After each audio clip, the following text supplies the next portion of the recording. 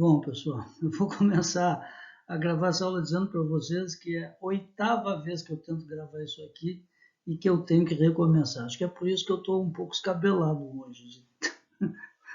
Bom, essa é a última tentativa, senão eu vou tentar outro sistema.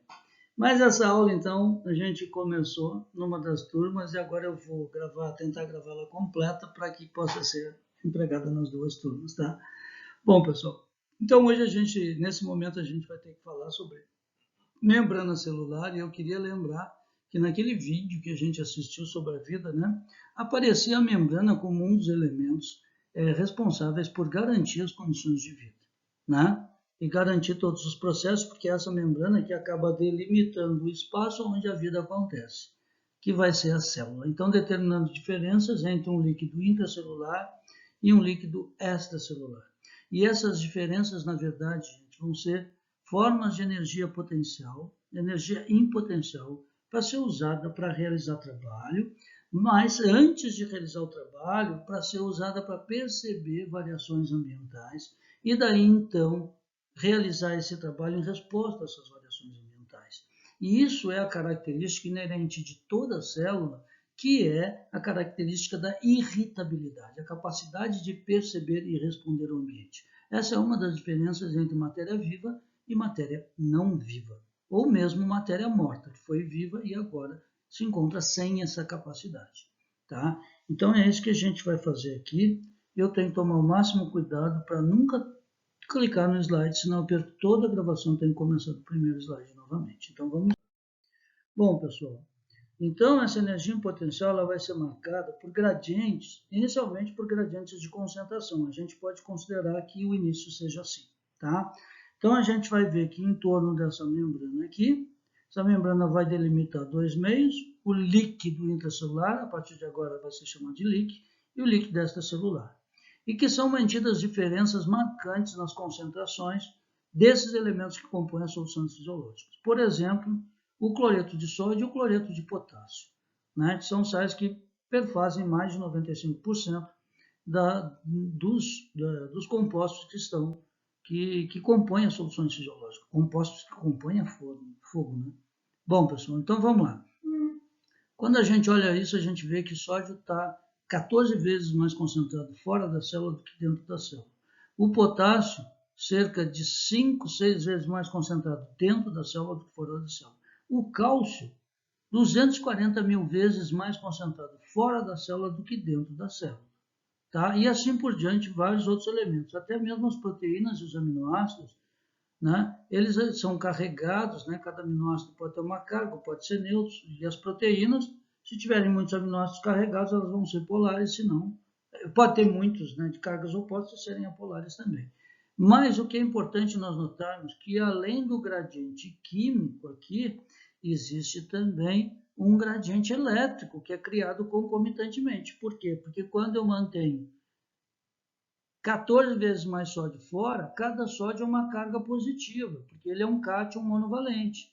Então, se eu pensar só no sódio, o líquido intracelular é negativo em relação ao líquido extracelular. Se eu pensar no potássio, olha só, tem mais potássio dentro do que fora da célula.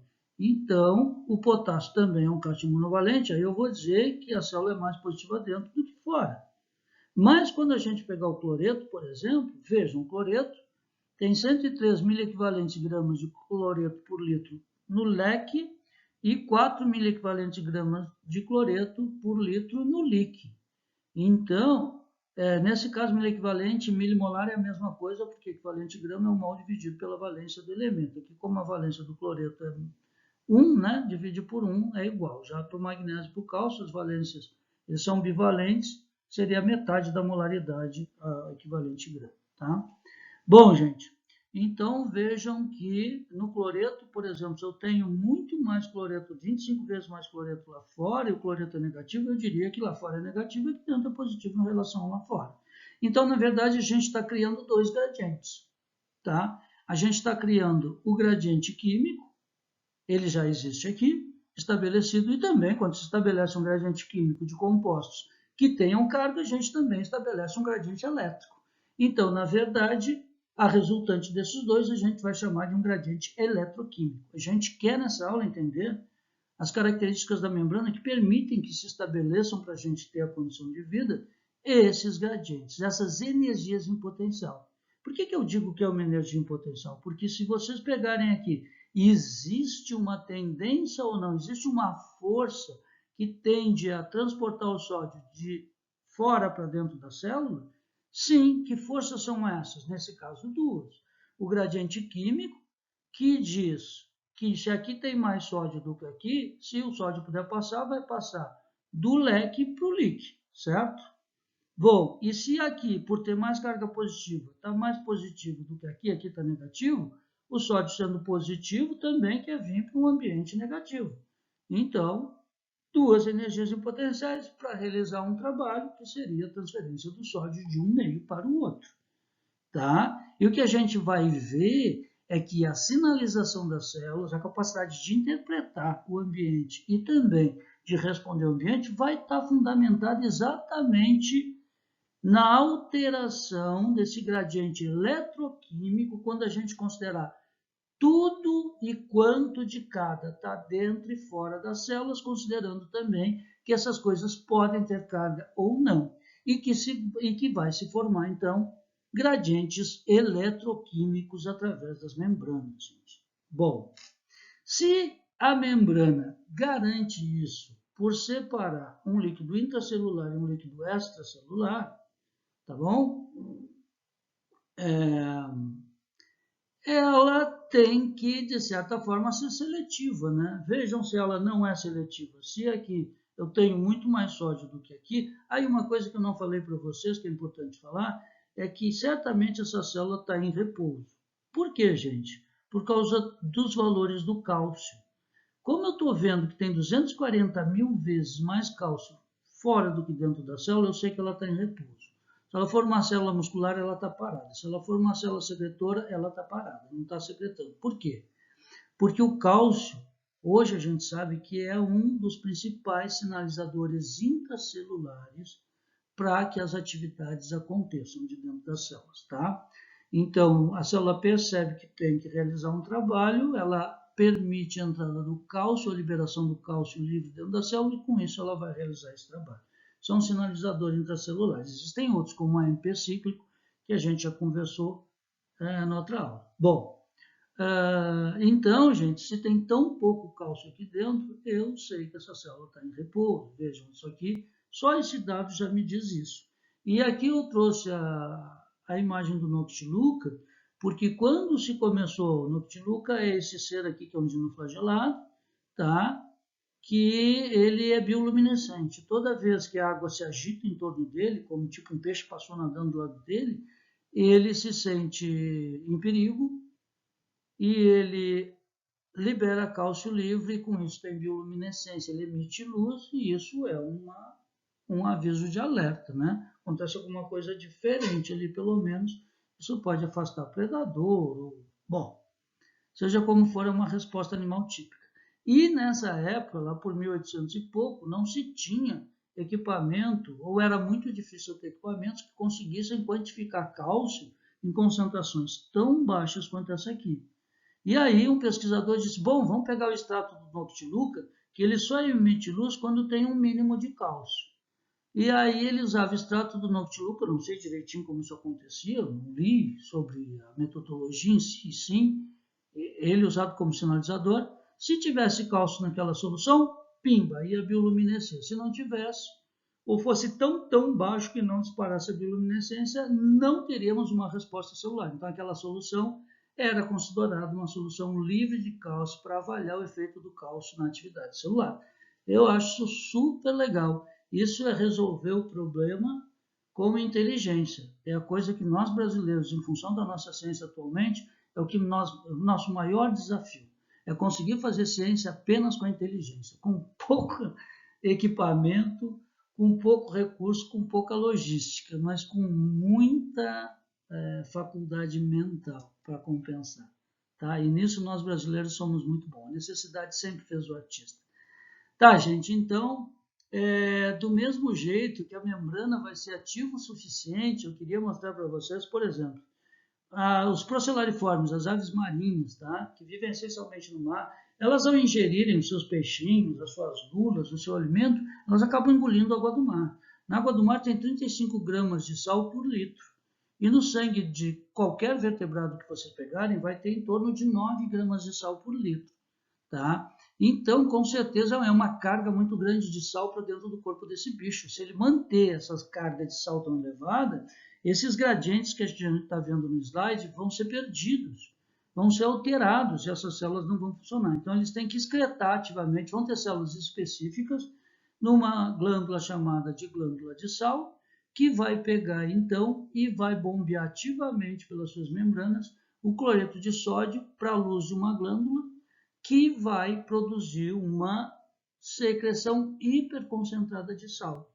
E essa glândula fica acima dos olhos, na quase todas as aves, em alguns crocodilianos e também nos outros répteis, como nos quelônios, nas iguanas também, que eu não sei como chama o grupo das iguanas, tá? E é por isso que a gente diz que lágrimas falsas são lágrimas de crocodilo, porque na verdade aquilo que corre do olho da tartaruga ou do jacaré, do crocodilo marinho, não é lágrima, e sim é a hipersecreção da glândula de sal. Tá? Eu gosto de botar essas coisas para marcar. Bom, vamos lá. Então, o que a gente vai ter que ver é como é que a membrana garante que possa sustentar essas grandes diferenças de concentração, como a do cálcio, como a do sódio, tá? Sem ser perturbada, sem que esses íons passem. Então, é porque essa membrana ela é seletiva, tá? Seletiva ao quê? Como? É isso que a gente tem que aprender hoje. Então, vamos lá. Bom, essa seletividade advém da constituição da membrana e todos nós já sabemos que a membrana é lipoproteica, ou seja, é constituída por uma bicamada lipídica, aqui, ó, 2 camadinhas de lipídio, 2 camadinhas de lipídio, tá? E um monte de proteína inserida no meio dessas 2 camadas de lipídio. Bom, por que lipídio, gente? Os lipídios, e não é qualquer lipídio, são 3 classes de lipídios que constituem as membranas, os fosfolipídios, os esfingolipídios e os esteróides. Bom, esses lipídios têm caudas formadas de carbono e hidrogênio, e como o carbono tem uma eletronegatividade bastante pouco, que dista pouco, não é muito grande, tá? Uma baixa eletronegatividade, não dá para comparar também com o hidrogênio, então não vou fazer isso, mas tem uma baixa eletronegatividade, não tem muita força de puxar os elétrons para ele, o carbono. E como ele é tetravalente, ele faz 4 pares de elétrons para se completar, essa nuvem de elétrons na volta do carbono fica homogênea, fica simétrica. Então isso não gera polaridade, pelo menos nessa cauda dos fosfolipídios, dos esteróides e dos esfingolipídios. Bom, mas eles, além dessa cauda, têm uma cabeça polar. No caso dos fosfolipídios, essas caudas apolares são fusionadas a essa cabeça através de um glicerol. Tá? Por isso, alguns lipídios são chamados de triglicerídeos. São 3 caudas de fosfolipídio de ácido graxo preso num glicerol. Daí triglicerídeo. Mas isso é lipídio de estocagem de energia. Tá? Aqui é de constituição de membrana. Aqui é fosfolipídio.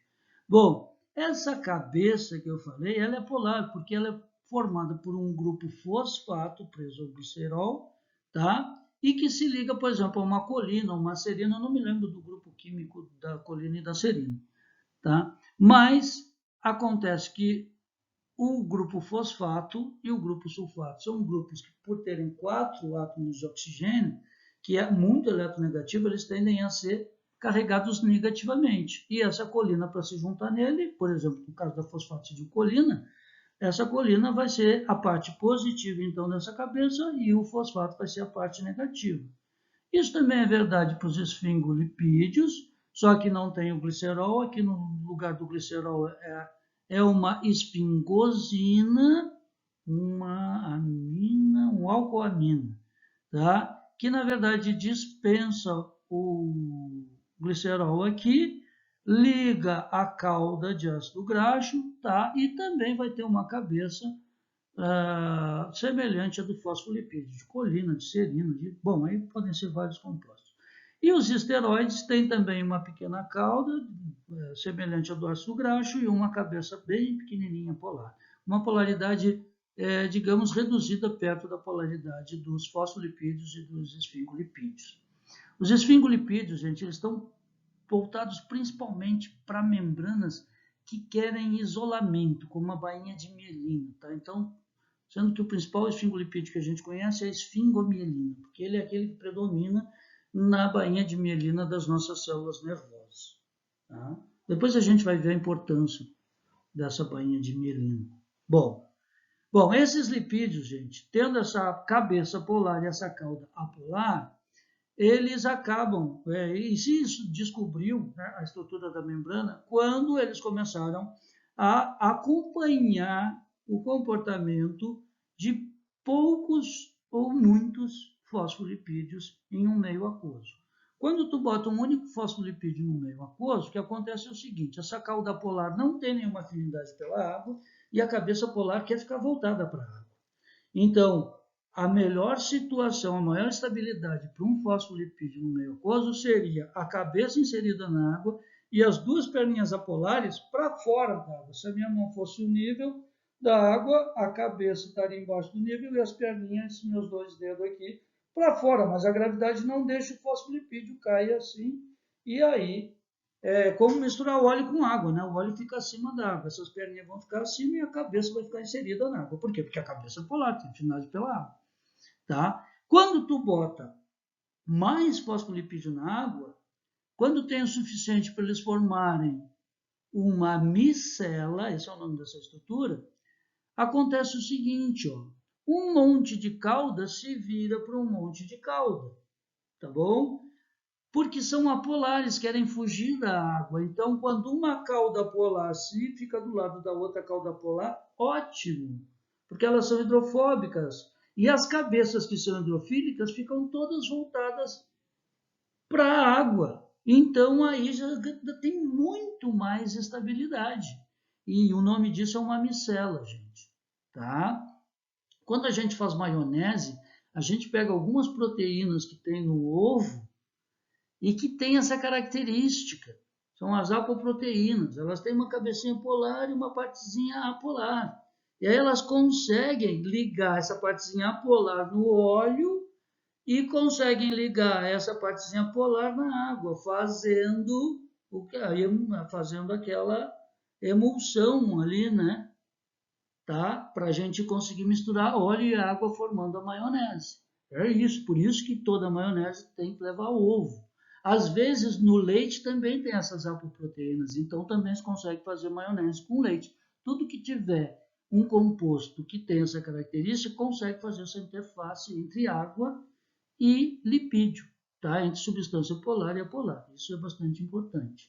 Bom, então quando tu tem muito fosfolipídio, muito mais do que para formar micela, tu acaba formando uma dupla camada de fosfolipídio com as caudas voltadas uma para a outra.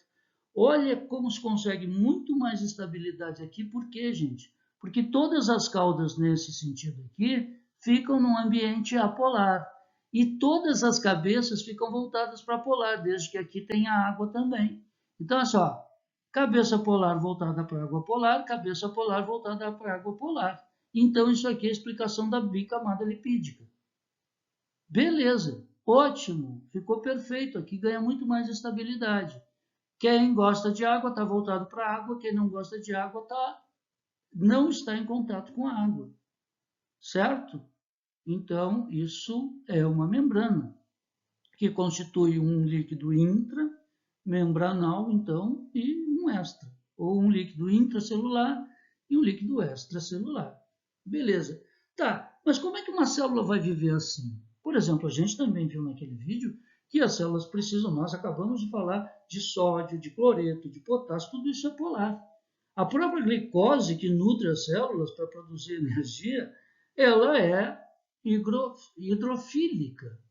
Ela é revestida de água, a glicose, ela é sempre revestida de água, o amido, o glicogênio, tudo.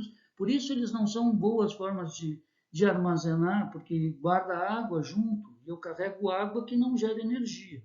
Lipídio não carrega água, por isso que é legal armazenar lipídio. Tá? Mas produz a mesma energia que a proteína, sem armazenar água junto. E o lipídio ainda forma água quando entra em combustão. Tá? Então, tu armazena energia e ainda produz água quando tu estoca lipídio. Fonte de energia e até de água. Lipídio, mesmo sendo apolar e não tendo água na sua constituição. Muito louco isso, né? Tá, então, gente, como é que essa célula vai viver se essa barreira hidrofóbica aqui não permite que a água entre ou saia da célula? Bom, não permite? Bom, isso não é verdade. Se vocês assistiram já a aula do efeito da pressão osmótica nas células, vocês vão ver que quando a gente põe a célula num ambiente que está muito mais concentrado fora, em termos de osmólitos, de íons, por exemplo, a água vai sair do líquido intracelular e viajar para o líquido extracelular, mesmo por essa bicamada lipídica. Ah, mas isso é uma consequência, não é uma atividade. Tá? Isso depois a gente vai chamar de fluxo de massa. Acontece, mas não fisiologicamente. Tá? Porque passa, mas passa pouquíssima água. Tá? O que importa, gente, já vou falar aqui, é que esses fosfolipídios, eles giram uma velocidade de 300 mil vezes por segundo. Então, eles estão sempre girando muito mais rápido que um ventilador. 300 mil rotações por segundo. Isso é mais rápido que qualquer máquina que a gente conheça, até onde eu sei. Tá? E quando eles giram, geram pequenos espaços, que aí uma ou outra molécula d'água passa por ali. Agora, uma glicose, que é uma molécula bem grande. A água é uma molécula bem pequenininha, né? O oxigênio é pequeno, número atômico 8, o hidrogênio é número atômico 1, então a molécula d'água é muito pequenininha perto das outras. Tá? Então, veja, agora uma molécula de glicose, que é C6H12O6, porra, quantas vezes é maior que a água? E ainda é revestida de uma camada de hidratação. Não passa por essa bicamada. Então como é que uma célula vai viver? Como é que ela vai trocar esses compostos que são polares e que são hidrofílicos, se eles não têm como passar nessa barreira? Bom. Então nós vamos ter que construir o quê? Canais que atravessem pontes, né? Tubos, que possam permitir que essas substâncias polares passem do líquido intracelular para o extra e do extra para o intra. E tem que ser seletivamente, não é qualquer uma. Tá? Por exemplo, a gente cozinha em panela de alumínio, gente. O alumínio é altamente tóxico para o nosso sistema nervoso. Como é que eu cozinho em panela de alumínio? Porque eu não tenho nas proteínas das minhas células do meu intestino um canal por onde o alumínio possa entrar. Então, eu não consigo absorver alumínio, se eu estiver saudável, tá? Então, tudo bem, posso comer alumínio, porque o alumínio não entra na minha célula. Vai sair lá no meu cocô e boa viagem. Azar dos bichinhos na água lá que a membrana dele permitir que o alumínio entre, tá? Então, isso é importante. Então, tem que construir, e quem é que constrói esses canais? As proteínas. Aí as proteínas é que vão construir canais hidrofílicos, por onde pode passar água ou coisas que tenham afinidade pela água, como a glicose, como os aminoácidos polares, como os íons, né? Uma infinidade de substâncias. Então, vamos lá. Eu queria dizer também para vocês que o colesterol, esse esteroide aqui, ele também vai se inserir entre esses fosfolipídios. E a gente tem muito colesterol nas membranas. E o colesterol, todo mundo fala que é ruim, se ele não tiver aqui, gente, a gente não sobrevive. O colesterol é fundamental para a membrana e o último slide dessa aula a gente trata sobre isso. Agora vamos tratar da inserção das proteínas nessa bicamada lipídica. Vamos lá. Próximo slide. Então, aqui o modelo do mosaico fluido criado por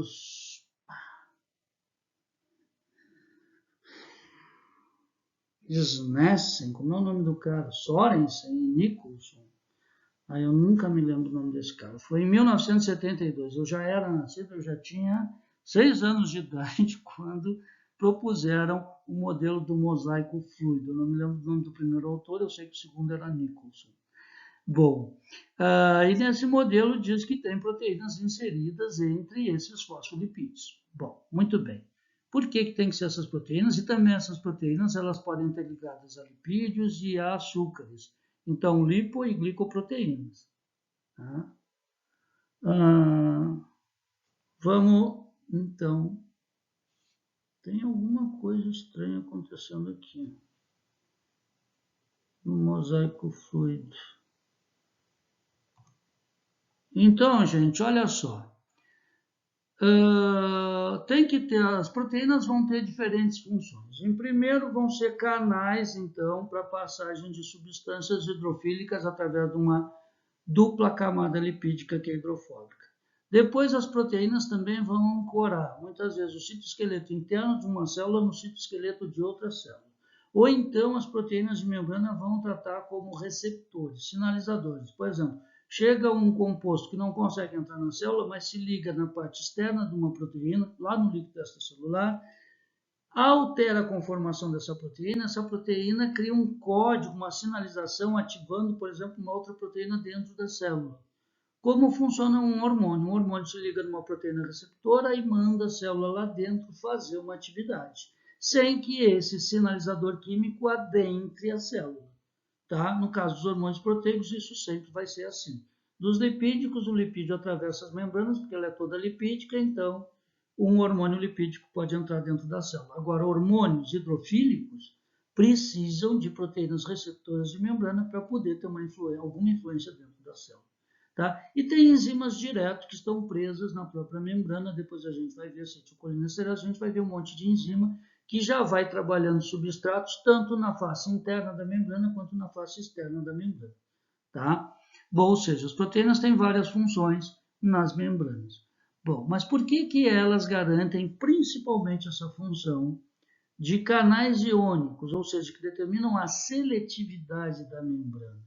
Também, gente, essas membranas, como eu falei para vocês aqui no mosaico fluido, algumas proteínas vão ter carboidratos, tá? Que são higrofílicos e que mantêm uma camada de hidratação na superfície de fora. Tá aqui, é o glicocálcio. Isso aqui é o núcleo, aqui tem o citoplasma, aqui a membrana bem preta os lipídios, depois por fora uma camadinha de açúcares. Inclusive, por exemplo, quando a gente determina o sangue de uma pessoa, sistema AB, são proteínas que têm um açúcar de um tipo ou de outro tipo, e isso vai determinar se é A ou B.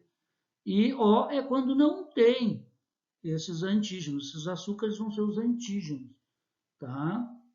Que vão determinar se o meu sangue é do tipo A, do tipo B ou do tipo AB, quando tem os dois tipos de açúcar, quando não tem do tipo O. Tá? Mas isso a gente vai ver depois, vocês vão ver com a Mabel lá no... Bom, mas vamos pensar nas proteínas canais. Tá? O colesterol que eu falei para vocês, ele vai se inserir no meio dos fosfolipídios. Porque os fosfolipídios, quando tiverem uma dupla ligação, vão ter uma das caudas torcidas e vai gerar um espaço maior do que quando eles são saturados e retinhos. Então, o colesterol se mete entre esses fosfolipídios, porque ele também tem uma porção apolar e uma cabeça polar. Então, por isso que ele consegue, e ele é bem menor do que os fosfolipídios. Então, ele ocupa esses espaços que surgem entre os fosfolipídios. Isso vai ter um papel muito importante na atividade de membrana, depois nós vamos ver isso, tá? Então, dando continuidade, nós já temos 28 minutos de aula, vamos ver como é que se formam os canais iônicos. Então, esses aqui são os aminoácidos. A gente sabe que a maioria das proteínas que a gente conhece são todas formadas por um conjunto de 20 aminoácidos. Desses 20 aminoácidos, 2 são negativos, 3 são positivos, tem carga, tem cadeias laterais com cargas carregadas, tá? 5 podem se tornar polares dependendo da condição de temperatura, de pH, tá bom? E os outros 10 desses 20 que a gente chama de os aminoácidos essenciais e que são buscados na alimentação, então os outros 10, eles são todos apolares, sempre apolares. Então, olha só, gente, como é que acaba acontecendo a inserção de um canal proteico numa membrana. Isso aqui é a estrutura primária de uma proteína, um monte de aminoácido ligado por ligações peptídicas, e alguns aminoácidos vão ser polares, aqui os em azuis vão ser os polares, e os em verde vão ser os apolares. Olha só, o que acontece? Por exemplo, coisas polares, gente, vão se aproximar quando tiverem polos opostos. Então, digamos que esse aqui seja um aminoácido, esse aqui seja um aspartato, que é negativo, e esse aqui seja uma arginina, que é positiva. Quando é que essa estrutura vai estar mais estável? Quando ela tiver o aspartato bem distante da arginina, o aminoácido positivo do negativo, ou quando eles se aproximarem, fazendo com que essa membrana, essa proteína se feche. Em vez de ser linear, ela se fecha aproximando do positivo do negativo. Bom, ela se fecha aproximando do positivo do negativo. Agora, imaginem que tem 10 aminoácidos desses polares positivos e 5 aminoácidos polares negativos. E vários aminoácidos apolares na constituição dessa membrana. O que vai acontecer? Para aproximar o positivo do negativo, essa estrutura que começa linear vai fazendo o seguinte: do mesmo jeito que tinha aproximado uma ponta da outra, ela vai se enrolando em formato que os positivos vão anulando os negativos. E quando elas vão ser inseridas na membrana, elas se formam assim, ó, formam um tubo, uma espiral, tá? Que agora eu não estou conseguindo formar a espiral. É que eu fiz um modelo, mas eu não estou com o modelo. Formou uma espiral aqui, que na verdade... mas não estão tapando a espiral.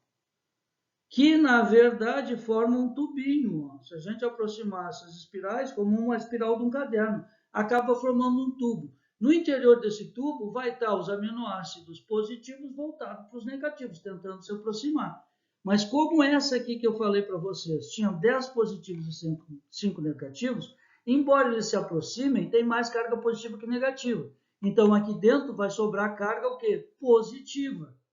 Por fora, gente, vai ficar quem? Quem não tem afinidade pelos polos opostos, que são os aminoácidos apolares. Então, aqui por fora, tudo vai ser apolar. Olha que legal. Se esse aminoácido aqui se enrolou, tá? Olha aqui, isso aqui é aquela estrutura inicial da proteína, mas se tu organizou todos os aminoácidos, essa fita se enrolou de um jeito que por fora fiquem todos os apolares e por dentro os polares, tu formou um tubo que tem uma carga dentro. Mas por fora ele é todo apolar. Então, por fora, ele consegue se inserir na dupla camada lipídica, porque ela é apolar. Mas ele reserva um túnel com polaridade. Um exemplo que a gente deu, essa polaridade era predominantemente positiva. Aí eu pergunto para vocês, o sódio, que é um cátion monovalente, passaria por esse tubo? Se lá dentro é positivo, não. Ele ia chegar perto desse tubo, o quê? Está tudo positivo aí dentro, estou fora. Vum, ia sair fora. Agora, se a maioria dos aminoácidos que formaram esse tubo por dentro fossem negativos, a carga resultante dentro desse tubo seria negativa. O sódio adoraria entrar por aí. Se ele está mais concentrado lá fora e tem esse canal na membrana agora, ele entra para dentro da célula. O potássio também. Opa, então como é que pode ser seletivo? Vou dizer para vocês que tem canais para potássio e canais para sódio. Como? Bom. Cada átomo tem seu número atômico e cada número atômico garante um raio iônico. E quando o elemento vira um íon, esse raio iônico ainda tem o acréscimo da camada de hidratação, daquele monte de água que fica na volta. E eu vou dizer para vocês, quanto maior o número atômico, maior o raio iônico. Tá? Mais elétrons, mais prótons. E aí, gente, o sódio vai ser desse tamanho e o potássio vai ser desse tamanho. Então, se o canal é carregado negativamente, mas é pequenininho, quem é que vai entrar ali? O potássio, o sódio entra? Não, porque o sódio é muito maior. Então, esse tubo é seletivo para o potássio, ou para qualquer outro cátion que tenha um raio iônico menor que o potássio. Então, duas características tornam essas proteínas transportadoras específicas. E aí garantindo essa seletividade, que é a carga interna desse canal proteico que foi formado e também o diâmetro desse canal. Tá bom? Então é fundamental para um canal de sódio ser efetivo, ele tem que, como o sódio é uma carga positiva, a carga resultante desse canal proteico tem que ser negativa lá dentro, para o sódio querer entrar ali dentro e passar por ali, tá? E o diâmetro tem que ser compatível com o tamanho do íon. mais a camada de hidratação desse íon. Então, assim, as proteínas determinam uma seletividade nas membranas. E depois nós vamos ver que isso vai se aprofundando, nós vamos ver diferentes situações, mas todas fundamentadas nesses princípios. O começo da fisiologia são só os princípios, tá? Então tem muita bioquímica, biofísica aqui, tá? Bioquímica menos, mais biofísica. Então vamos ver o que mais que eu queria falar para vocês disso. Do mesmo jeito que passam os íons, tem que ter canais para passagem só de água, gente. Esses canais são chamados de aquaporina. São canais de diâmetro bem pequeno, restritos, já disse, as moléculas d'água são bem pequenininhas perto dos íons, e basta serem carregados essas aquaporinas que vão permitir, então tornam essa membrana, essa bicamada lipídica permeável à água. E muitos animais usam isso. Nós mesmos, quando a gente bebe numa festa, a gente inibe um hormônio chamado o hormônio antidiurético, o ADH. Bom, esse hormônio pega e bota lá no nosso rim, tá? Canais de aquaporina nas membranas. Então a gente consegue reabsorver a água do xixi quando a gente está com sede. Agora, quando eu bebo, eu posso estar com sede, mas esse hormônio não funciona. Então a gente vai ver que um determinado tecido lá no meu rim, onde eu reabsorvo água, não vai estar permeável à água. Então eu não consigo reabsorver a água do meu xixi, é por isso que a gente, quando bebe, faz xixi que nem um desesperado. E aí aquelas filas gigantescas nas festas. Tá? Porque fecha, não expõe esses canais de aquaporina. E uma membrana que pode, ora, ser permeável à água, ora não ser permeável à água, fica nessa condição de impermeável, quer dizer, não existe tecido totalmente impermeável à água, tá? A gente diz fisiologicamente impermeável à água. Funcionalmente impermeável à água. Eu acho que fica bem colocar isso dessa maneira. Bom, então eu espero que tenha passado para vocês a inserção dos canais iônicos na membrana, os canais de aquaporina, e a partir disso a gente pode discutir a atividade de membrana através das proteínas de membrana, através desses tipos de transporte que nós vamos ver na membrana. Então, o primeiro tipo de transporte que a gente vai ver é a difusão facilitada, ou difusão simples. Bom, isso aí não precisa nem canal proteico, nem nada. Por exemplo, um gás, o oxigênio. O oxigênio, as moléculas de gás são tão pequenas, gente, que elas passam entre esses fosfolipídios. Qualquer gás atravessa a membrana. Tem uma membrana que a gente conhece, uma membrana, né? A membrana de um órgão específico que é menos permeável aos gases, que são as membranas das vesículas gasosas, que aparecem em alguns vertebrados para aumentar a flutuabilidade. Bom, aquilo ali, agora eu não me lembro, eu não vou me lembrar agora o nome do aminoácido que predomina nessas membranas, para garantir que elas sejam um pouco permeáveis aos gases. Talvez daqui a pouco eu me lembre, quando tu diz para tu lembra. Tá? Mas assim, ó, gases atravessam direto. Os lipídios atravessam ou não atravessam a membrana? Pai, gente, lipídio é apolar, ele quer sair dessa fase aquosa, seja no leque ou no líquido, e ele vai tentar até se inserir no meio desses fosfolipídios aqui. Então, também as membranas não são seletivas para lipídio. Lipídio, se tiver mais concentrado num dos meios, ele passa para o outro lado, do mesmo jeito que os gases. Então, difusão simples é quando um elemento atravessa essa membrana a favor do seu gradiente, sem precisar de nenhuma proteína, nenhuma estrutura para que isso possa acontecer. Quando tu tem, por exemplo, um íon, um aminoácido carregado ou uma glicose, que são hidrofílicos, que são revestidos de água, eles não conseguem passar por difusão essa dupla camada lipídica, apolar. Então, eles têm que usar os canais proteicos que a gente falou. Então, quando eu tenho um canal proteico que facilita, então, a passagem de uma substância hidrofílica pela membrana, eu vou chamar de um processo de difusão facilitado.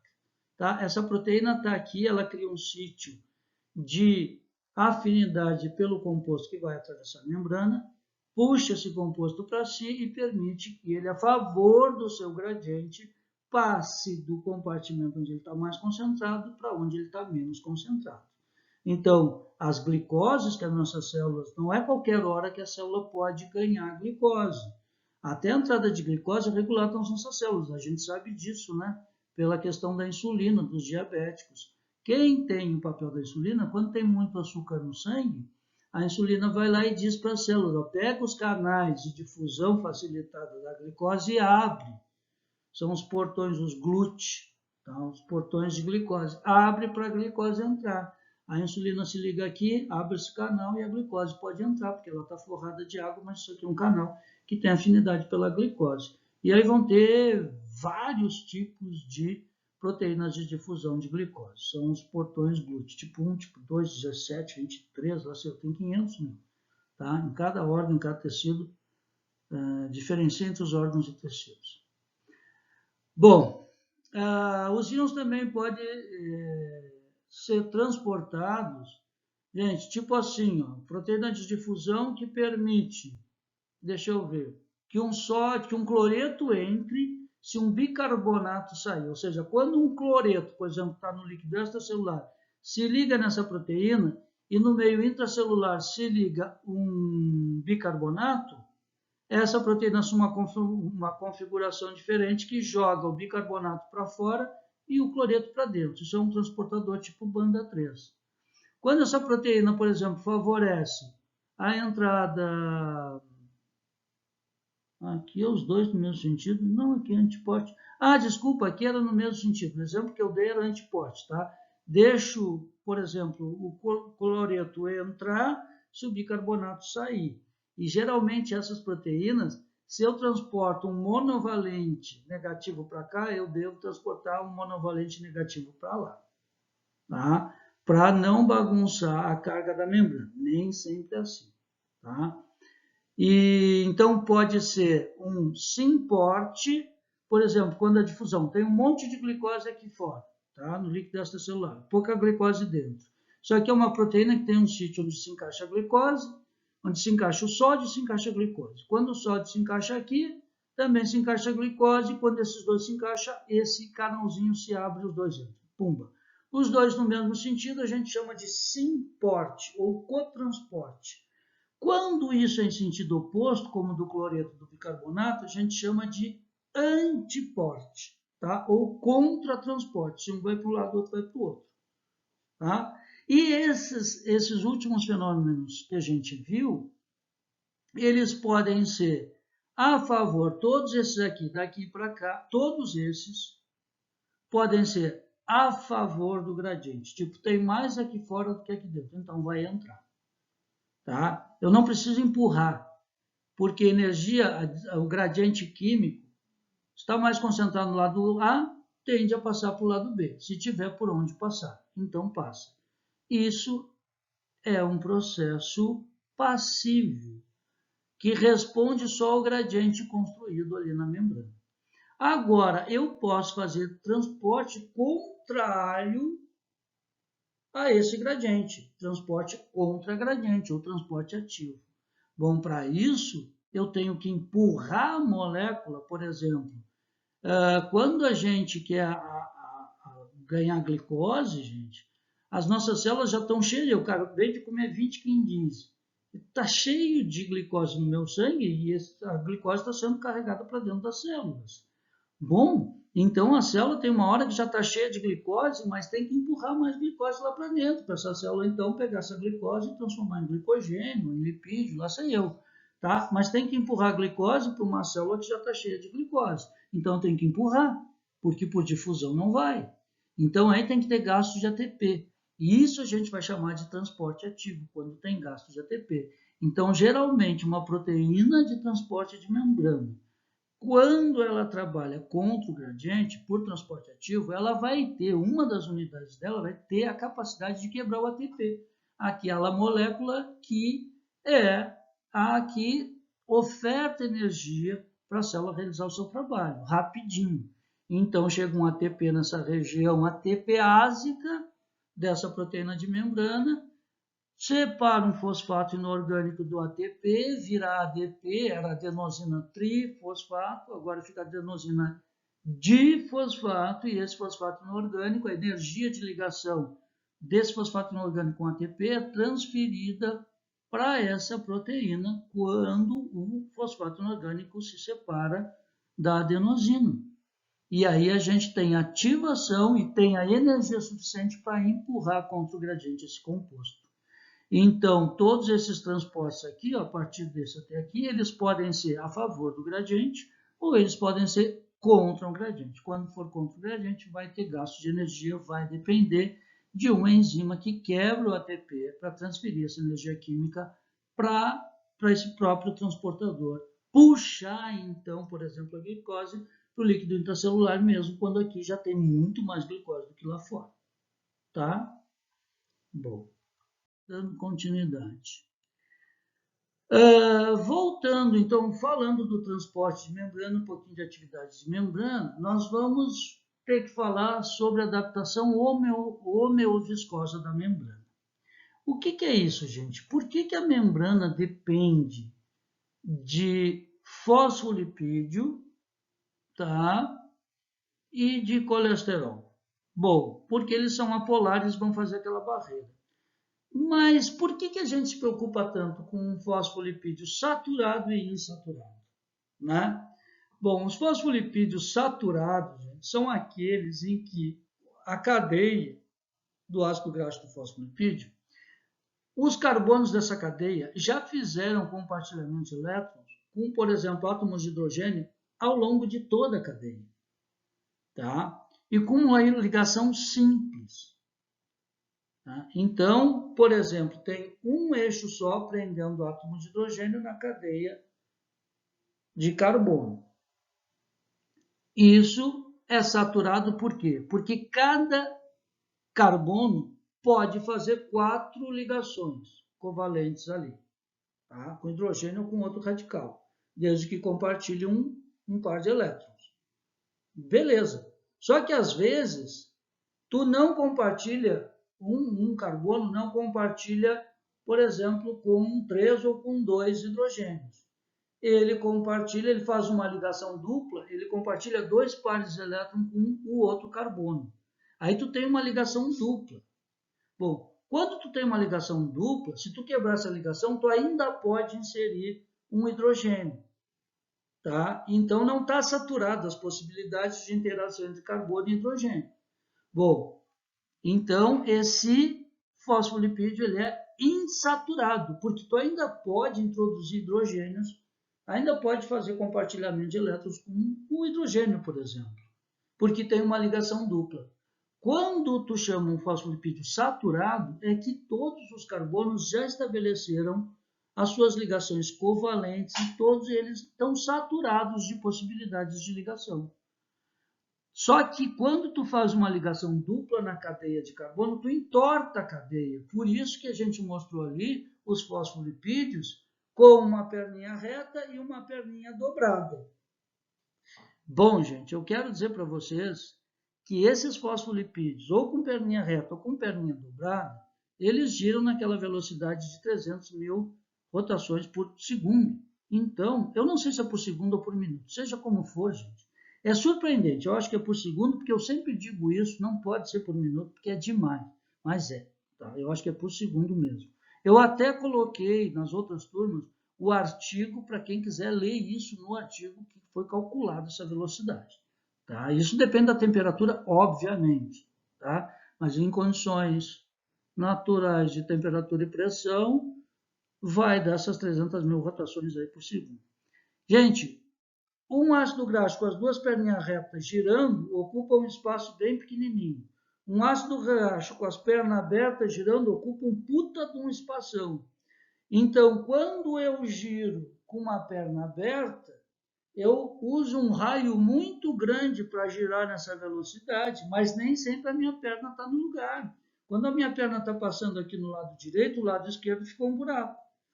Esses buracos virtuais, é por esses buracos virtuais, no espaço entre um fosfolipídio e outro girando, que algumas moléculas d'água, às vezes, fogem. Por isso que a gente diz que a bicamada lipídica não é totalmente impermeável.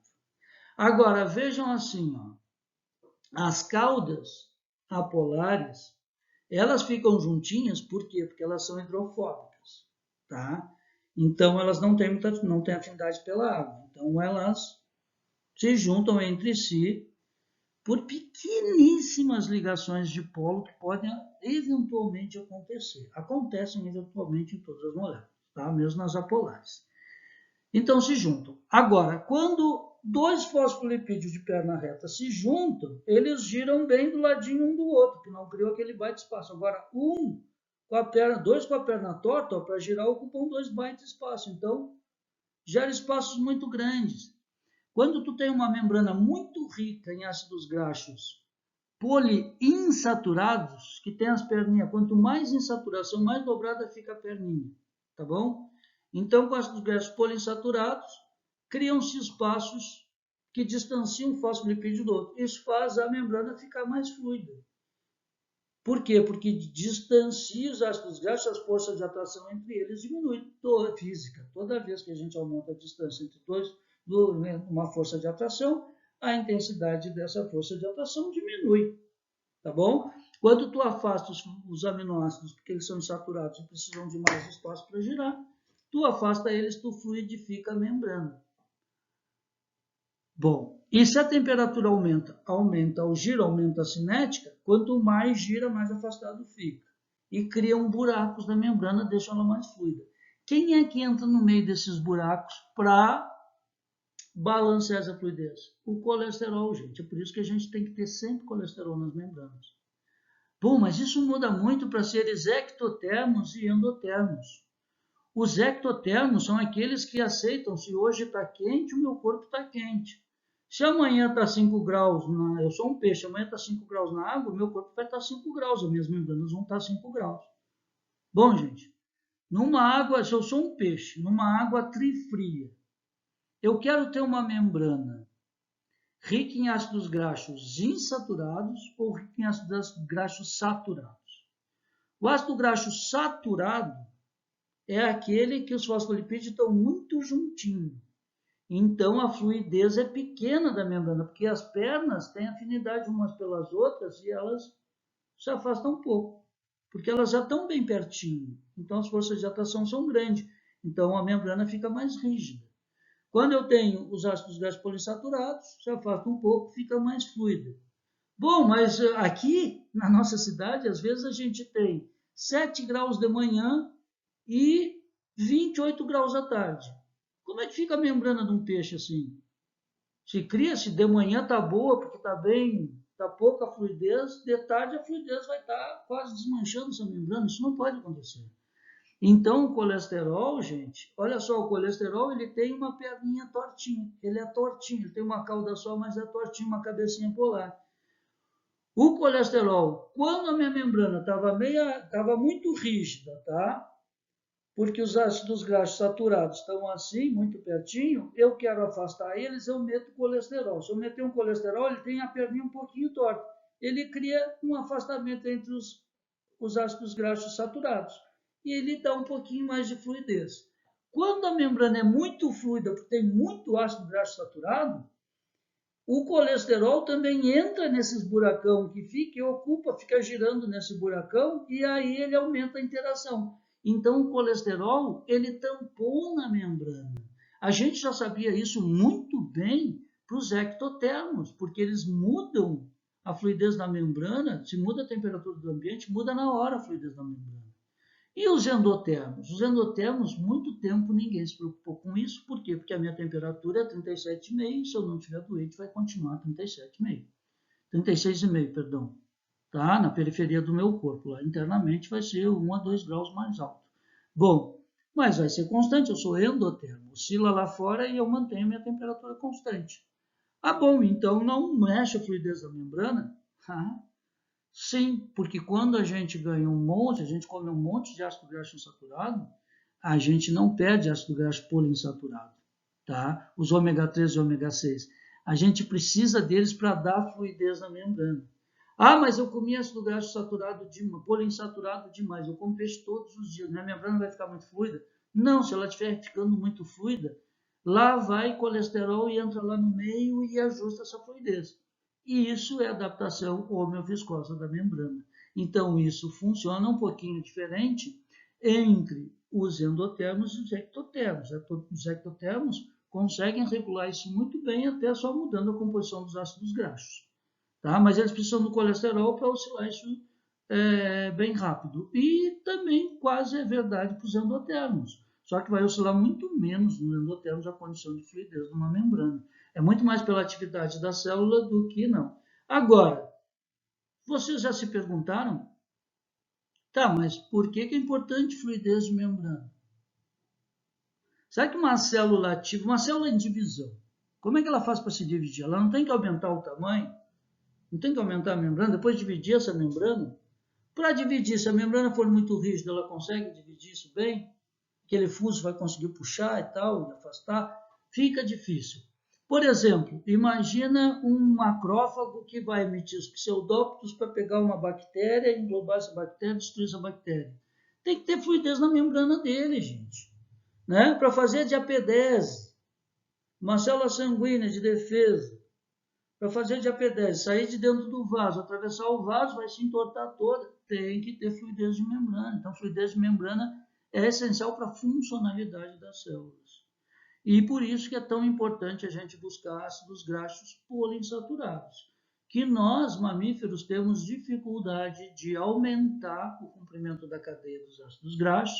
O comprimento da cadeia, antigamente se pensava que quanto mais comprida a cadeia de ácido graxo, mais fluido era a membrana. Hoje se sabe que não, porque quanto maior as pernas dos ácidos graxos apolares, maior interação apolar vai ter, então fica mais rígido, e então interessa muito mais o percentual de ligações duplas, ou seja, o percentual de insaturação dos ácidos graxos, para a gente conseguir tornar a membrana mais fluida.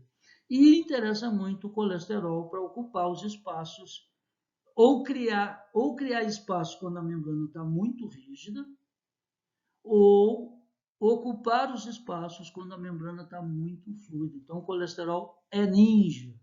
A gente só ouve se falar mal do colesterol, mas isso vem, gente, de pressão da indústria farmacêutica, que quando desenvolveu a simvastatina, me desculpem, quando desenvolveu a simvastatina, baixou os níveis de colesterol aceitáveis assim lá para baixo, né? Bom, eu não vou entrar nesse mérito, mas é o que dizem por aí, tá? Queria dizer para vocês que essa relação da adaptação homeoviscosa da membrana, e isso está sendo estudado meio que recentemente. E o artigo que eu disponibilizei para vocês, do Leventhal et al., ele é de 2000 e pouco, agora tapou aqui, mas eu não sei nem se não é de 2019, 2018, uma coisa assim. Ele é bem recente, tá? Que faz uma revisão, de que apanha tudo isso. Tá? E vejam aqui a importância disso. Ó. Aqui a concentração de ácido decaexaenoico, é um ômega 6 com 2 insaturações. Tá? Então é um ácido graxo insaturado, tá? Aquele que tem perninha bem torta e que tende a deixar a membrana mais fluida. Quando a gente suplementa, por exemplo, um vertebrado, isso aqui foi feito com hamster, eu acho, tá? Quando a gente suplementa um vertebrado com óleo de peixe, por exemplo, que é rico em ácidos graxos poliinsaturados, de peixe do frio. Por quê? Porque o bacalhau mesmo vive lá no frio. Então, para as células deles não terem membranas muito rígidas, eles enchem as suas membranas de ácido graxo poliinsaturado. Eles têm a capacidade de pegar um ácido graxo saturado e transformar em insaturado. Eles têm as dessaturases e também têm as elongases, aumentando o comprimento dessas cadeias. Mas olha o que acontece. Nós, endotermos, quando recebemos uma alimentação rica nesses ácidos graxos, independente, a gente capta todos.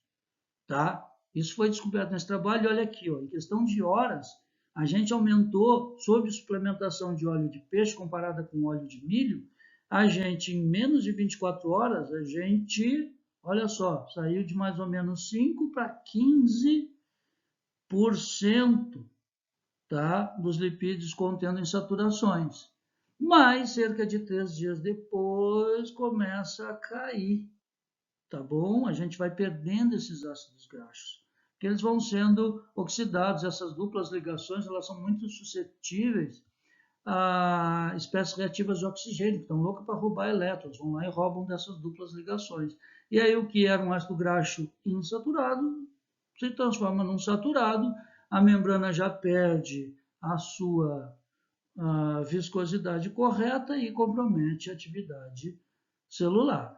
Tá? Mas o que a gente vê, nós endotermos, quando ganhamos esses poliinsaturados, rapidinho, ó, numa escala de tempo muito parecida, a gente, em 2 horas, a gente aumenta um monte, a gente ativa uma proteína de síntese de colesterol e esse colesterol é disponibilizado para ocupar os espaços dessas insaturações, mantendo a fluidez da nossa membrana e não perdendo esses ácidos graxos que são tão difíceis de se conseguir, tá?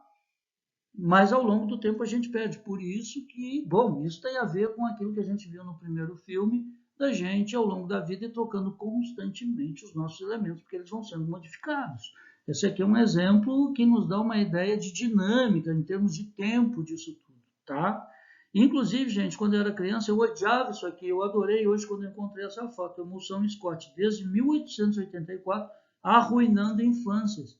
Eu tinha que quase que apanhar para tomar essa porcaria de emulsão Scott, que isso aqui é rico em óleo de fígado de bacalhau. E é o óleo de fígado puro, gente, misturado com outras coisas. Aqui é um biotônico fontoura cheio de óleo de peixe. Imagina o gosto disso, é uma coisa horrorosa, horrorosa. Eu quase me vomitava. E era a base do ou toma ou leva. E aí a gente tomava essa porcaria de emulsão Scott, isso sumiu, e agora, olha o que eu encontrei hoje, a emoção Scott voltou, azar das crianças, mas hoje o pessoal nem sabe muito desse lance, então talvez não forcem as crianças a tomar. Só que esse negócio realmente faz muito bem, tá? Então, e é por isso, gente, que a gente busca sempre esses óleos, ômega 3, ômega 6, nas espécies ectotermas de região fria, porque esse aí tem que estar sempre com a membrana sempre muito fluida, tá bom? Bom, gente, já deu 60 minutos de aula, bom, mas eu acho que fica por aqui a nossa aula. Não, só queria terminar então dizendo que esses gradientes que são construídos, gente, inclusive contando com as proteínas que são cargas, vão tender, no geral, a deixar a nossa célula negativa dentro, quando ela está em repouso, e positiva fora. Então, isso é um código. Célula em repouso está negativa dentro, positiva fora. Quando, por algum motivo, algum fator externo, ou mesmo interno, esta polaridade muda, esse sinal estava positivo, agora fica negativo, estava negativo, agora fica positivo, é o sinal, por exemplo, quando muda a temperatura, os nossos sensores de temperatura estavam negativos dentro e com o aumento da temperatura eles vão passar a ficar positivos. Por quê? Porque essa temperatura vai deformar um canal de membrana que permite a entrada do sódio, que está mais concentrado lá fora, está louco para entrar, ele vai entrar e quando ele entrar, a célula que estava negativa passa a ficar positiva. Isso é uma informação. Essa célula tem que sair do repouso, essa célula tem que agir. Tá? Então, ao ter esse gradiente eletroquímico que a gente estabelece em função de tudo que cruza a membrana, tudo que tem carga e cruza e se acumula dentro e fora da membrana, o equilíbrio dentro dessas cargas vai ser o sinal. Vai ser uma comunicação binária, tipo sim ou não, macho ou fêmea, tá? Positivo ou negativo. E se vocês pensarem um pouquinho, Leibniz, Gottfried Wilhelm Leibniz, tá? Esse cara foi um dos primeiros matemáticos a trabalhar bem com essa linguagem binária que deu origem ao nosso computador. Todos os programas de computador que a gente usa ainda hoje nos perguntam: esse aqui é o Leibniz? A resposta é sempre sim ou não. Ah, é o Leibniz? Ele criou a comunicação binária? Não. Ah, tá. Quem criou? Ah, foi o fulano. Sim ou não? Foi o fulano. Sim. Então, aí vai vendo. É sempre sim ou não e vai te levando para uma próxima pergunta. Agora, é um código simples? É, mas olha tudo que se constrói com um código simples de positivo ou negativo.